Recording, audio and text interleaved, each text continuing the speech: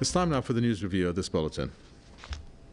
The French president has hailed China's initiative for the resolution of the conflict in Ukraine. Emmanuel Macron believes that Beijing can play a major role in establishing peace in that country.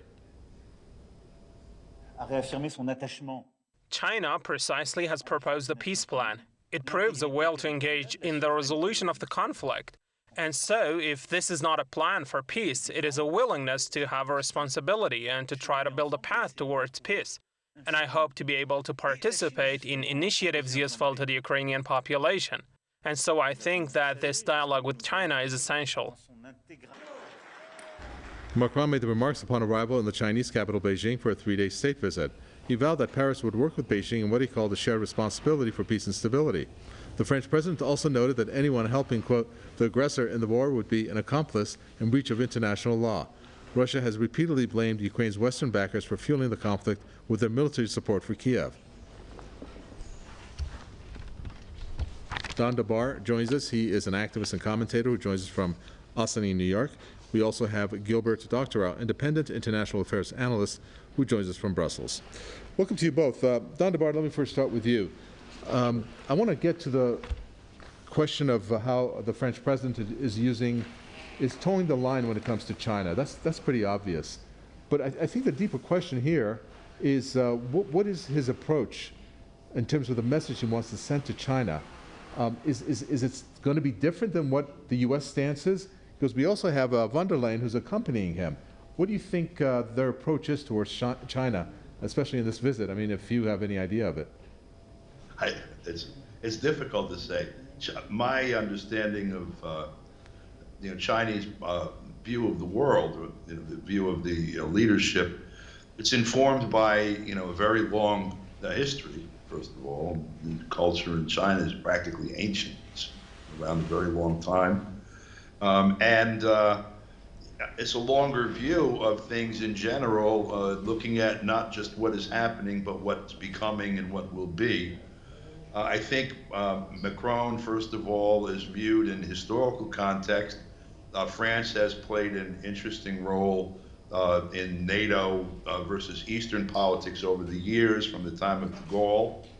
Certainly Macron is no de Gaulle, but the underlying economic and geopolitical considerations lent themselves then and do somewhat now towards France at least feigning, if not taking out, a separate course from NATO proper. That said, there are some things that are in flux right now in Europe also. The joining of Finland to NATO, for example, leaves open some opportunities. Finland, many people don't know it perhaps in the West, but Finland was one of the gateways for Chinese products into Europe and vice versa, because it had a rail system across Russia directly into Finland, and that is now going to be wiped out along with the air routes that were over because of Finland's joining.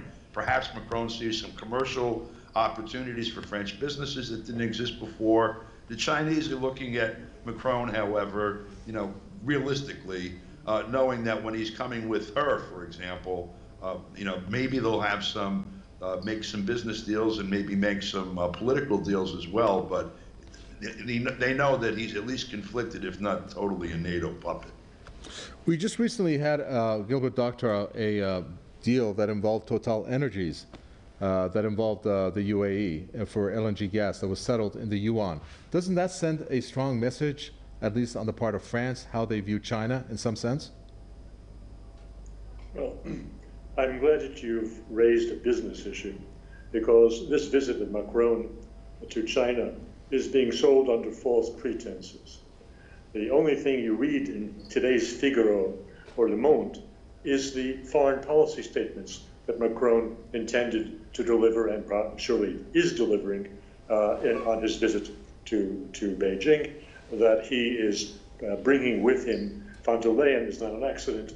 She was brought into her position at the European Commission by the active political sponsorship of Macron, in violation of the traditional way that European commissioners are assigned from the leading political parties in the European Parliament. But the relationship is special. She is there as a cover for Macron, as the means of giving a lecture to the Chinese.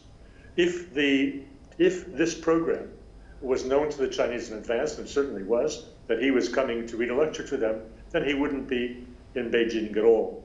He is there for a different reason. The Chinese admitted him not to be lectured, but to talk business. And that is what this visit is about.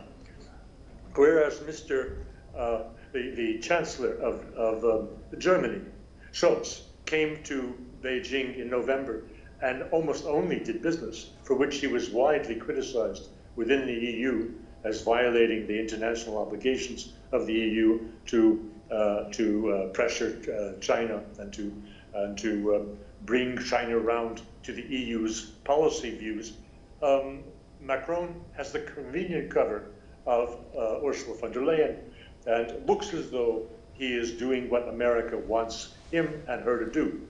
This is a show for the Americans. It's a show for the European domestic audience to shut them all up when his 50 top executives who came on that big plane with him to Beijing do what they came to do, which is to sign business deals.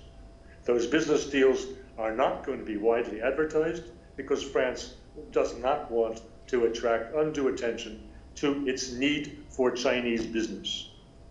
The United States has wrecked the German economy by severing ties with Russia for cheap energy, and the United States would wreck European retailing business if it succeeded in decoupling the European markets from China.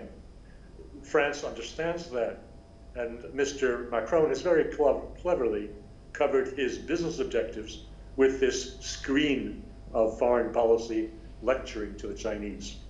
So, Don DeBar, what are the chances, though, that the Chinese, as much as this could be very much a meetings that will have perhaps business dealings involved, want to discuss with Macron that 12-point peace plan that they have introduced, that they very much would like for that to be entertained? Do you think that that's something that China would want to be discussed and maybe use not only Macron but also von der Leyen in order to see if it can make any headway, not only in Ukraine but also to go past the ones who are pushing the buttons on this, and that's the U.S.? Well, the reality of human history is that economically people are much better off when there's peace. And so I'm sure folks in China understand that. And let's keep in mind, on top of a rebellion that might like a revolution because of the economic condition in France. Certainly this has not escaped of the government in Beijing. And so in terms of playing their cards, they have a lot of them to play. And again, this is a condition that prevails also in Germany. And final question, Gilbert, Doctorow. We know how the U.S. feels about China when it comes to let's say Russia. We know that the U.S. has told China, don't be a supporter of the special military operation, which they don't use that terminology. If what you say is correct, are we going to get a reaction from the U.S. when it comes to France and perhaps the wider EU, since von der Leyen is on this trip, given the depth of the business dealings, which sooner or later it's got to come out, how much business they're going to do with China? Well, I don't know that it'll come out. The news is being manipulated so far very skillfully and successfully by Washington to hide embarrassing facts.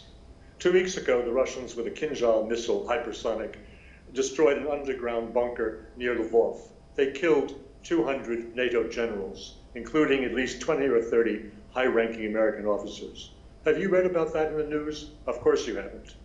So it is with any deals that the French businessmen, including Airbus, who are going to sign some very big contracts, that's in the cards. This will not be in your news, maybe in PRESSTV news, but not in Euronews, not on the BBC. These deals, which normally, in good times, would be celebrated and would be front page business news, are going to be kept quiet. I'm sorry, I was trying to Google what you said was the news, which I didn't hear about. What is that news before I let you go? After the Ukrainians staged a sabotage mission in Bryansk Oblast, part of the Russian Federation, in which several people were killed, the Russians staged a revenge attack with using, for the first time, 6 of their hypersonic missiles, which are called Kinzhal. One of those struck near Lvov, or Lviv, that is the western capital of Ukraine. And this conventionally armed missile, because of the laws of physics, that is, taking mass and velocity, give you enormous impact, which enabled that rocket to descend and destroy a deeply built concrete bunker where 300 top Western and Ukrainian officers have been managing the communications on behalf of NATO in Ukraine. The Russians, again, yesterday announced very discreetly that 200 of those people killed were generals and high NATO officers. Did you read about that in the New York Times? No, you didn't. All right, very well. If it were in the New York Times, it would lead to enormous uproar in the States and would take us towards escalation of nuclear exchange. Sure. The Americans don't want that, the Russians don't want that. Thank you very much for that. We're going to definitely follow through with that. Gilbert Doctorow, independent international affairs analyst. Don DeBar, thank you, activist and commentator from Austin, New York. With that, we come to an end for this edition of the News Review. Thanks for tuning in.